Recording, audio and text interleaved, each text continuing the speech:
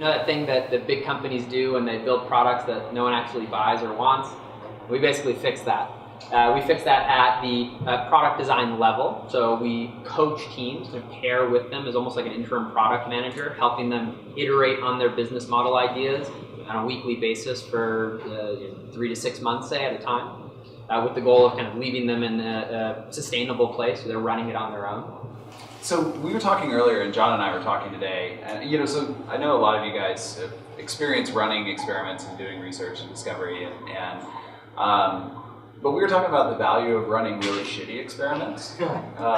And so maybe tell us about some of the shittier experiments that you ran, so to speak, and also why it is valuable. I know you were saying earlier you thought it was valuable to do that, and there's a reason to do that. That's not something you should try to avoid. So tell me a little bit about that. Maybe if there's a story you can share about a particularly bad one, or one that you learned from because it was so bad. If someone tells me, hey, I think I have this assumption, in my head I'm like, no way. No way is this experiment going to yield what you're saying it's going to yield. That doesn't matter. I say, all right, design the experiment, go out and do it. And they'll inevitably come back with some look on their face like they saw a ghost, and it's like, oh, I learned so much from my customers. Like, great, that's the efficacy in what we're trying to do. It's just getting out and doing it.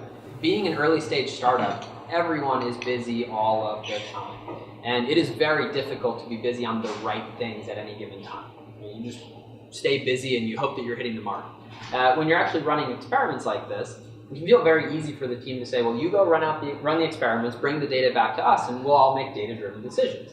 But what happens is I go outside of the building, I talk to some real people, I empathize with them, I have that, oh my gosh, I saw a ghost look on my face when I come back, I share the data, and they say, no, we've been thinking about this all day in the office, we're actually going to do it this way.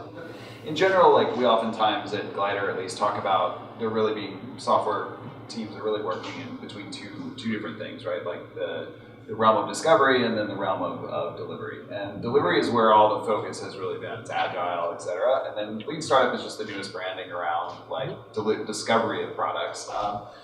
Product teams, really great product teams, we've noticed, have spent a lot of time in discovery. So how do you guys think about discovery? How do you define it? And how do you guys relate to the concept of discovery or Lean Startup? I think of the difference between agile and something like design thinking or Lean Startup as an agile framework, which is a software development framework that teaches you how to build the thing right, or it gives you a process for building the thing right. That discovery stuff, we think of it as building the right thing.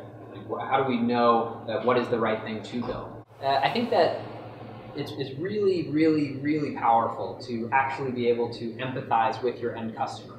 If you have an idea, you don't need to do anything more than just go start talking about that idea with people.